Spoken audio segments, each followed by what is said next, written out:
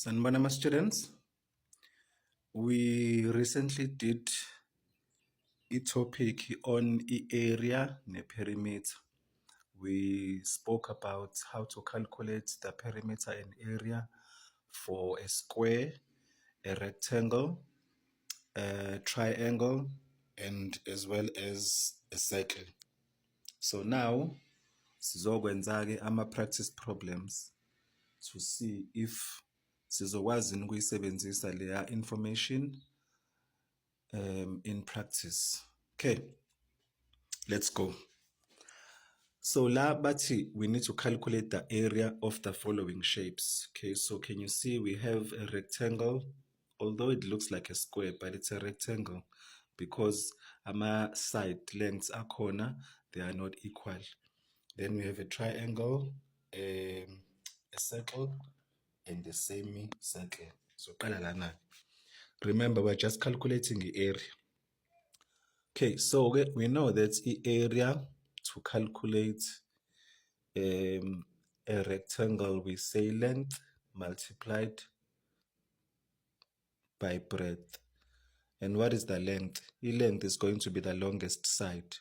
So we say 6 centimeters multiplied by the shorter side, which is 5 centimeters.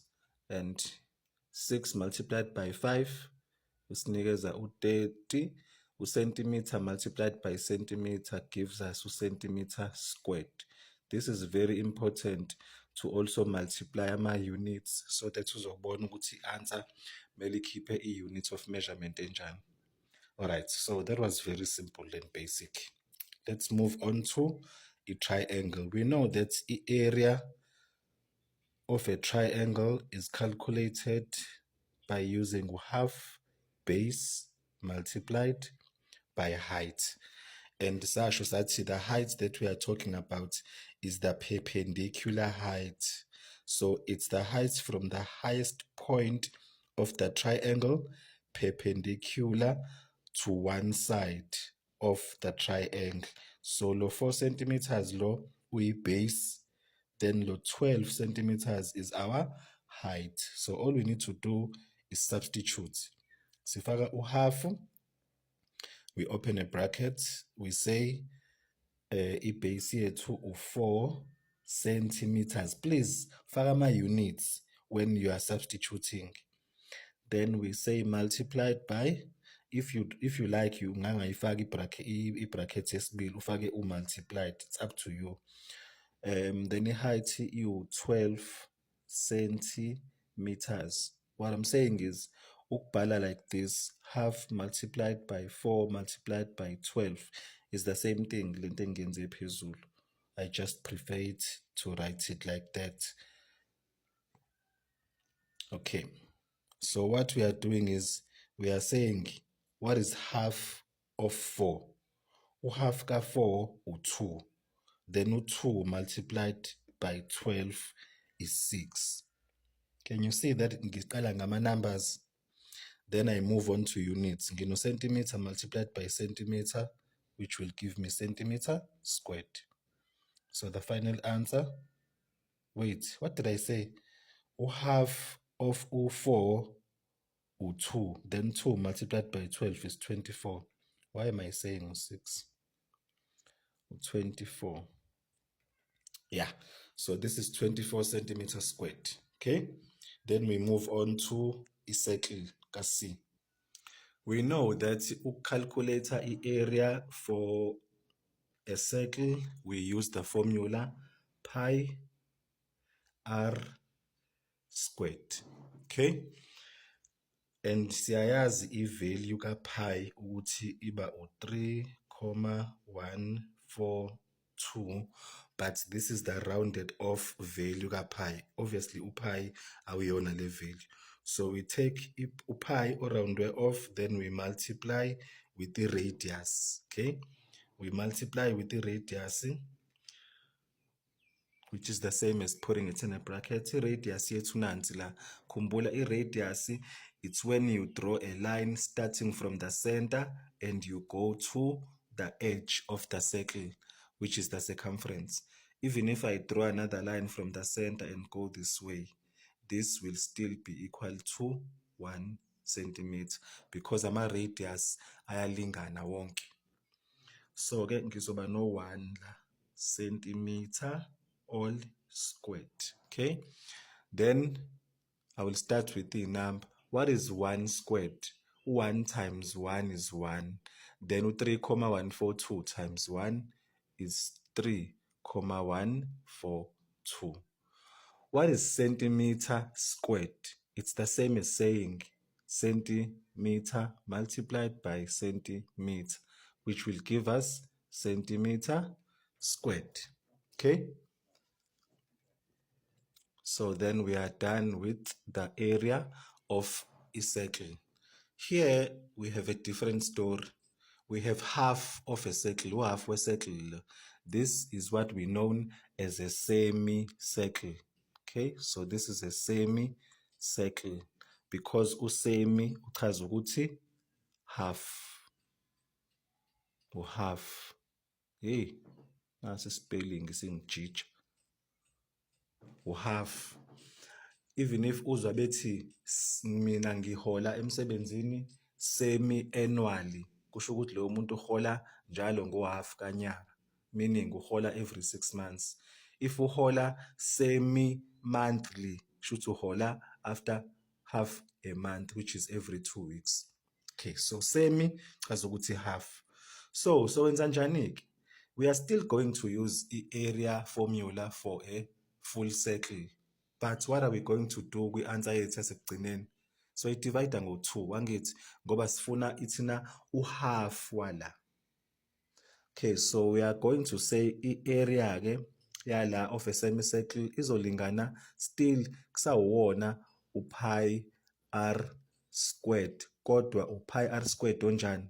Ozodividwa ngo-2. So this is the area of a semicircle.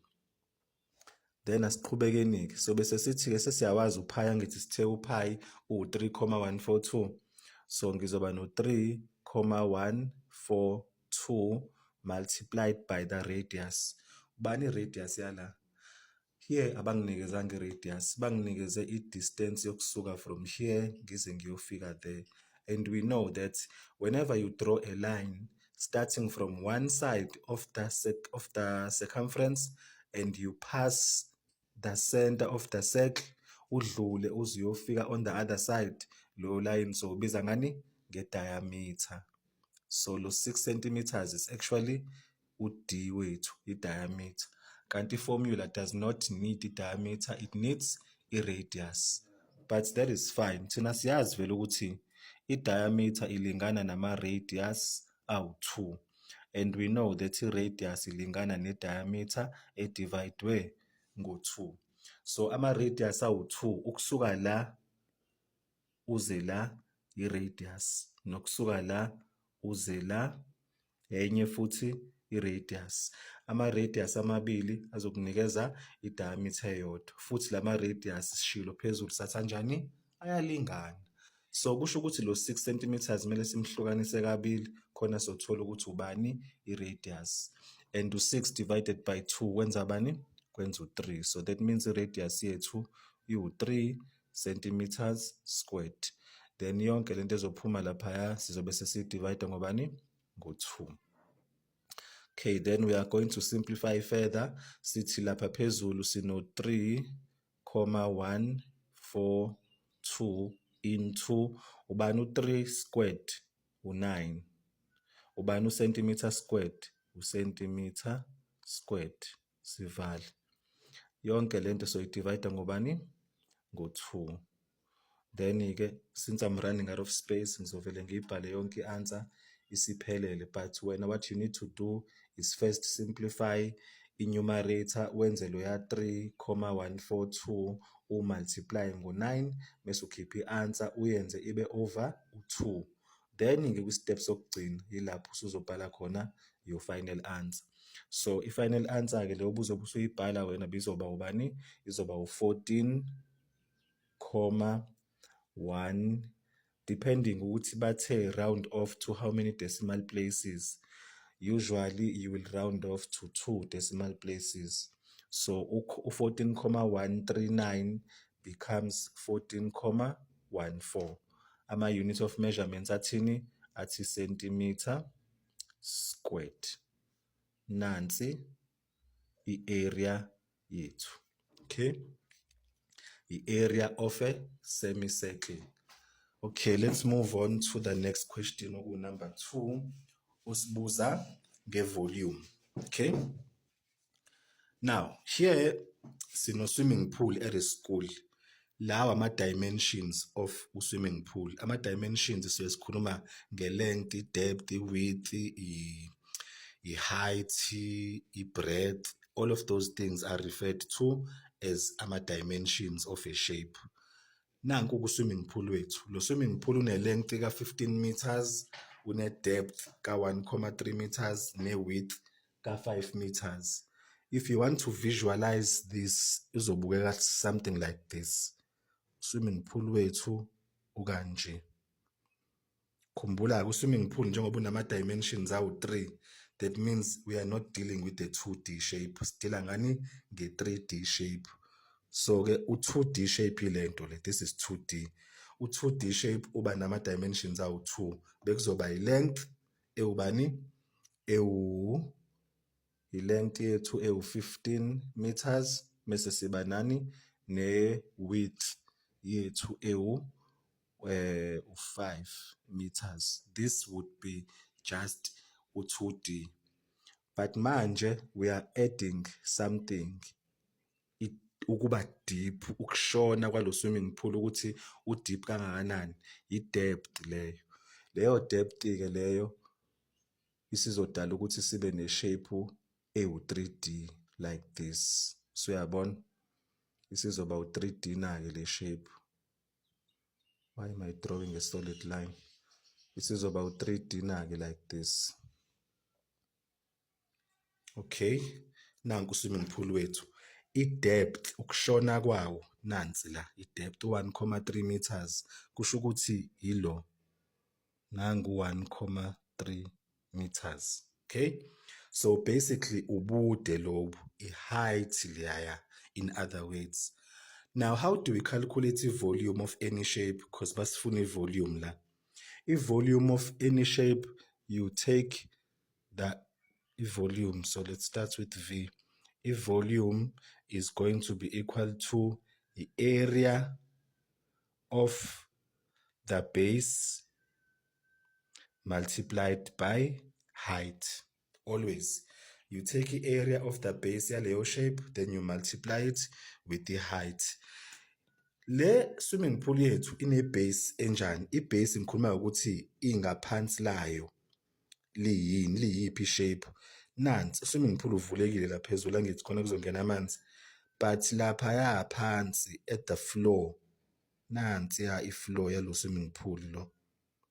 There ngizoyenza ibe green. Pretend as if you can see yonke leya floor lapha ngaphakathi. Leya floor leya i-shape yani, i-shape of a rectangle. Uyayibona?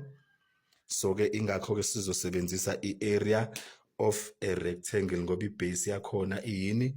I-rectangle. Kusho ukuthi sothi length multiplied by breadth.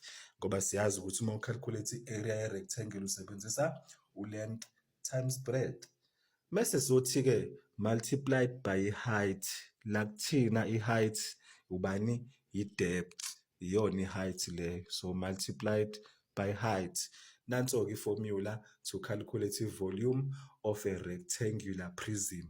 Ibizwa ukuthi i-rectangular prism lento le because i-base yakhona iyafana ne-top, bama-shape afanayo. Ubani-ke i-length yethu la? We said i-length yethu iwu-15 meters. Please include ama-units. 15 meters multiplied by i-breadth ewubani? Noma i-width kuyafana, iwu-5 meters. Mese siba ne-height efana ne-depth oku-1,3 meters. Ngizoqala ngokumultiplya iy'namba-ke. Ubani u-15 multiplied by 5? 15 multiplied by 5 uzokunikeza u-75. musu multiply lo 75 ngo 1,3 uzokunikeza u97,5. So we have u97,5. Then we say meter multiplied by meter multiplied by meter kawu-3 kuzophuma u-meter cubed, u-meter raised to the exponent of 3 ngoba wena multiply izinto eziwu-3 eyifanayo, so kuzophuma u-m to the power 3. Nanso-ke i-volume yakho. Now le volume le ibhalwe ngama-units of measurements abizwa ngokuthi ama-cubic meters. Okay, wena as umfundi grade 11 owenza i-maths lit, you should already know ukuthi how to convert ama-cubic meters uwayise kuma-liters, because this is what they want us to do manje. Ka-B, they want us to convert le volume siyenze ama-liters. Ithini i-conversion factor? If ukuthi awuyazi lento engikhuluma ngayo uma ngikhuluma ngama-conversion factor, you need to go and watch my previous video ngama-conversions and units of measurements. Okay, i-conversion factor between ama-cubic meters nama-liters, we know that u-1 cubic meter uyalingana nama-liter awu-1,000. Okay, then sathi uzobhala i-question below the conversion factor. I-question ithi we need to convert u-97,5 cubic meters, shuthi somfaka ngala 97,5 cubic meters ulingana na how many liters we don't know, so that means sofaka bani u-x. Step esilandelayo we cross multiply, ka left siqale sinobani, siqale sino 97,5 cubic meters, saletha bani, saletha 1,000 kuzo multiply wangawo, then ka right besivele sino x, saletha bani, saletha u1 cubic meters to multiply, then ngizowadropha lama units lawa ngisebenzisa inamba kuphela. U97,5 ngimultiply nge1000 kuzokwenza ba, basically i-comma izomove forward 1 2 3, then izokhipha u97 no not comma ngoba isimove 97,500. Okay, then mase ngiba nobani manje. Okay, maybe let me not drop ama-units. Ngifuna ukukukhombisa ukuthi ngizosala kanjani nalama units engiwadingayo. Okay, it's fine. Let's do it like that. Right now ngino 97,5 meter cubed noma cubic meters engimultiply ne1000 angithi. Kwase kwaphuma u97,500. Mase ngimultiply u-meter cubed no liter, sengenza ama-units of measurements angafani. That means that is a rate. Shuthi ngizobabhala bobabili ngithi mina u-cubic meters per liter. Siyazwana? Lento izobe isilingana nobani-ke manje? Izolingana no-x multiplied by 1 cubic meters okuzokhipha ba? Okuzokhipha u-x noma kuzokhipha simbhala u1 x. Kuzokhipha u1 x cubic meters. Right. Mina I am interested in finding out ukuthi u-x uba. I'm not interested kulo 1 cubic meter lo engimlethele la. Angithi into engizoyenza ke, I need to divide both sides ngo1 cubic meter. Khona lo 1 cubic meter lo bezokhansela ngisale nobani nalento engiyidingayo u-x yedwa. And what I do on the right hand side, I must also do on the left hand side. I must divide nala ngobani ngo1 cubic meter. Look what happens. Lo cubic meter uyakhansela naloya cubic meter laphaya, kusale bayedwa, kusala ulitha. Okusho ukuthi final answer yami izoba u97,500 liters. Do you see ukuthi ama-units of measurements kusetshenzwa kanjani ngawo? Vele bebethe we need to convert this volume to liters. Nangempela nanku uyasala uliters wakho.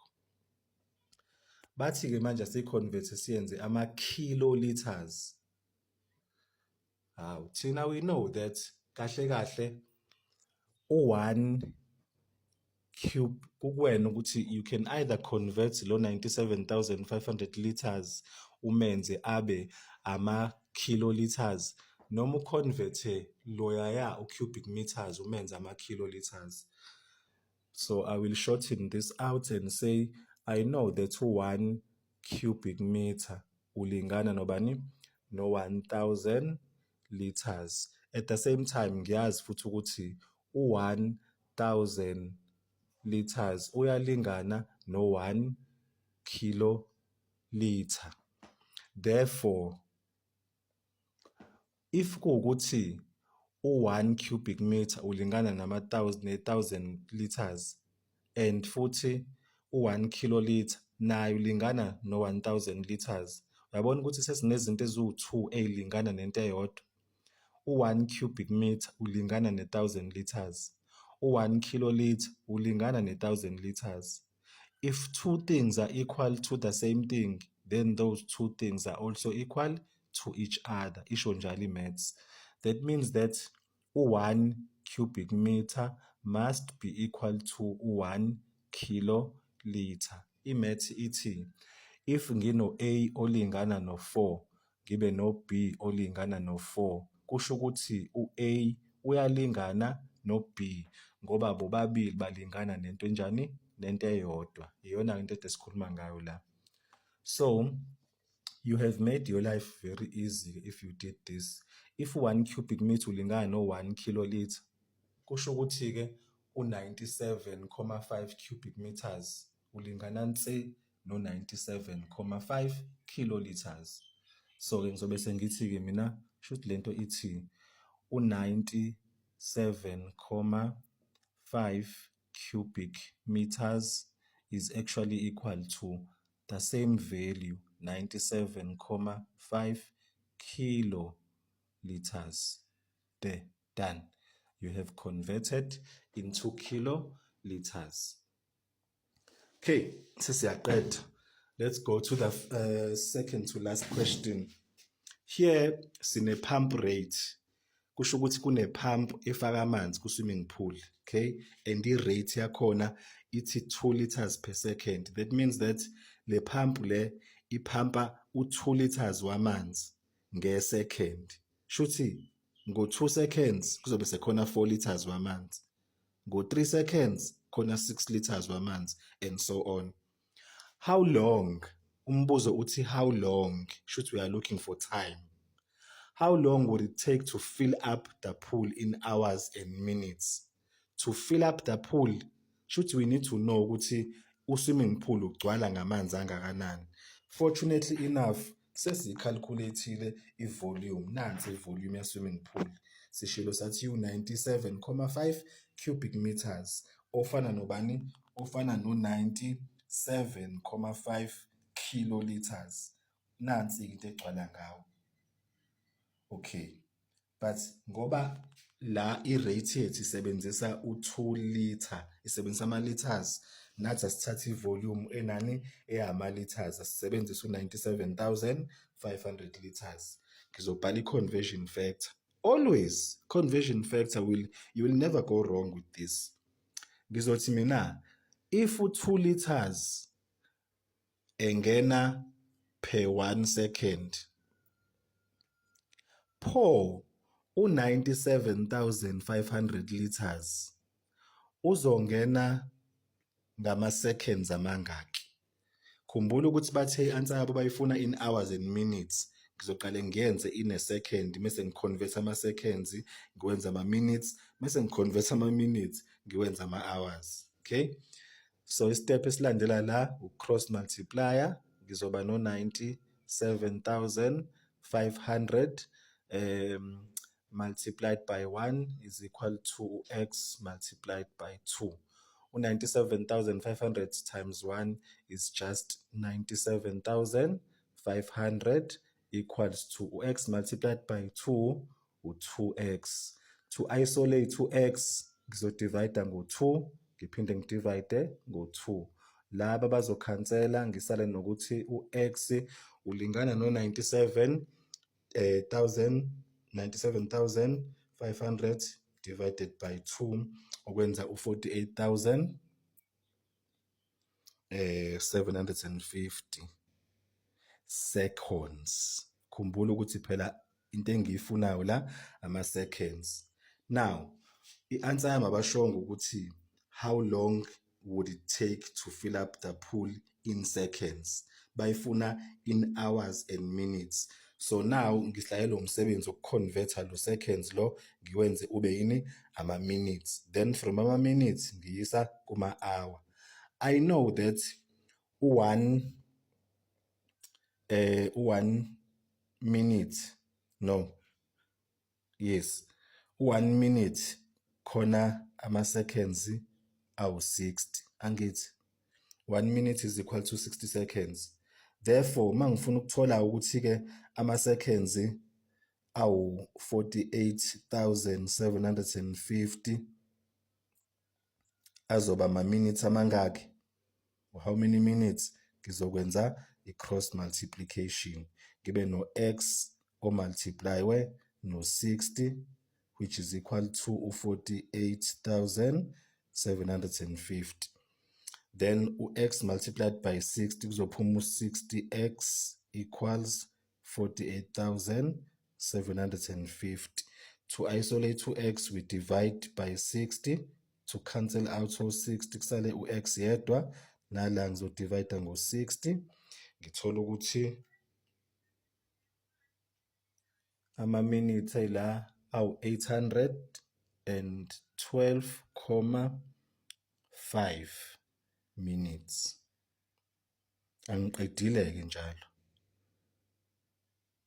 Umbuzo uthe in hours and minutes. Now I need to convert lama minutes ngikwenza ama-hours. Okay? By now I think you see the gist noma indlela esisebenza ngayo. Mawufuna ukunqamulela, you are more than welcome. You can simply take u-48,750 udivide ngo-60 uphume i-answer. The way ngiyenza ngakhona mina it's to ukuthola the maximum amount of marks nanokuthi ungabi ne-confusion ekhona ukuthi angisazi noma kumele ngidivide noma kumele ngimultiply. Mawenza ngale ndlela le iyona i-equation ekuforsayo to either multiply or divide.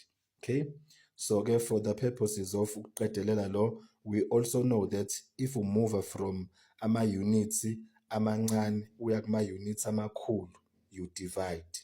So ke u-812.5 minutes since vele ngazi ukuthi u-1 hour uyalingana nama-minutes awu-60 and i-hour is a bigger unit than ama-minutes, that means that ngizodivide. So ngizothatha u-812.5 minutes ngimdivide ngo-60. Leyo nto izongikhiphela kahle kahle u-minutes per hour la u-60 minutes. So that laba bezokhansela kusala ama-hours. So ke mangidivide la ngo-60 ngizothola u-13.54. Ngithola u-13.54 hours. Okay, but manje ke sefanele manje ngiconverte loya 0.54 lo ngale oyidecimal. Fanele ngimenze ama-minutes ngibone ukuthi ama-minutes amangakanani lawa ya shoot. Okay, so into engizoyenza ke ngizosubtracta lo 13 lo, yes, because ngiyawazi ukuthi ama-hours ala agcwele awu-13 mase kusala lo 0.54 lo la eceleni. So ngizokhipha lo 13 lo ngithi mina ngino 13 hours. Ngiyazi ukuthi ngino 13 hours already, but kuzomela ngi-add nama-minutes. Ama-minutes amangakanani awu-0.54. U-0.54 hours kuzomela ngithi mina 0.54 multiplied by 60 khona ngizothola ukuthi wama-minutes amangakanani. Okay, so let's do it. 0.54 multiplied by 60 ngithola 32.4. Kuphuma 32.4 minutes. Into ekade izokwenzeka la, yabona, if I did not round off early lo 0.54 obuqhubeko ube yezinye inamba, if ngithathe yonke le namba engale kwe-decimal ngayimultiply ngo-60 ibizokhipha u-32.5, which will make u-32 become u-33 minutes. But since ngisuke ngasheshe nga-round off la, ingakho sengithola u-32.4 ozodala ukuthi mase ngi-round off wona ujike ube u-32 minutes kuphela. Shuthi i-final answer yami noma ingekho accurate, but I hope you understand indlela ekade kufanele senze ngayo. Shuthi la it's 1 hour, no, not 1 hour, u-13 hours nama-minutes amangaki awu-32, no-32 minutes. Nansi i-final answer yethu. So i-pump rate mayiphampa u-2 liters per second wamanzi, it would take roughly 13 hours no-32 minutes ukuthi lo swimming pool wethu lo ugcwale mfi amanzi. Alright, sivaleni-ke bafana. Njengamanje sesizobheka i-cost. Kuthiwa water costs u-8.64 per kiloliter. Shuthi i-kiloliter lilodwa lamanzi, u-1000 liters wamanzi ucost u-8.64. How much will it cost the school to fill up the pool? This is not very difficult. We know that ngithi uyabona ukuthi bathe per kiloliter, nathi kuyomele sibheke ivolume ebhalwe ngama-kiloliter. Okay, so-ke sino-97.5 kiloliters thina wamanzi. Siyavumelana ukuthi if into ikhosta u-10 iyodwa, shuthi mase ziwu-2 lezo zinto zizoba u-20. Mase ziwu-3 zizoba u-30. Does it make sense? Because all we did was sithatha lezi zinto lezi eziwu-2 simultiply naloya R10 wethu. Sithatha lezi zinto eziwu-3 simultiply naloya R10 wethu. Nathi-ke sothatha lezi zinto esinazo simultiply ngalo R8.64 wethu. Khona sothola ukuthi costa malini in total. Nangu 97.5 kiloliters. So we take 97.5 kiloliters and we multiply ngale unit yethu, i-unit cost ebizwa ngo-R8.64. This will give you a total amount of 97.5 multiplied by u-R8.64. Kuthola u-842 and 40 cents. Okay, you always round off imali to 2 decimal places. And that is the end of it. I hope you got a bit of practice ngalama questions and also understand kangconywana how you deal with the area nama questions abuza volume and how to convert between zonke lezi zinto. So can you see ukuthi ziyalink? We are doing ama-shapes, area, ne-perimeter, ne-volume, kodwa at the same time we are still using indaba yoku-convert. That is why ngaqala ngokwenza i-video yama-conversions ukuthi how do you convert between ama-measurements, because kwi-maths if ungakwazi uku-convert you are in very big trouble.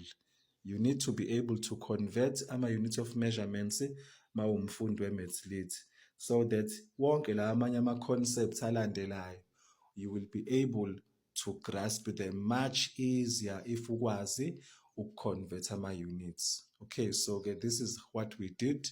We said that area rectangle, so you calculate length times breadth. The area triangle you half base times height. The area circle you pi r squared, and the area half circle you 1 pi r squared, kodwa so you divide ngo-2 ngoba half. I-volume sithatha i-area ye-base simultiply nge-height depending ukuthi i-base iyi-shape enjani. Ukuconverter sesiyakwazi already. What you need to know is that 1 cubic meters uyalingana ne-volume ka-1000 liters okanye ilingana no-1 kiloliter. And also remember the concept le ukuthi if two things are equal to the same thing, then those two things are also equal to each other.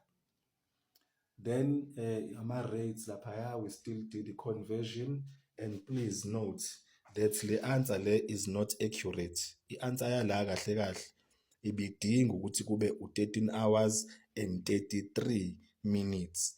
The reason why kugcine seku-32 ingoba la bengiround offer u-32.4, and kuze kwaba u-32.4 njengobani ingoba ngisuke ngasheshe nga-round offer ngathatha u-0.54.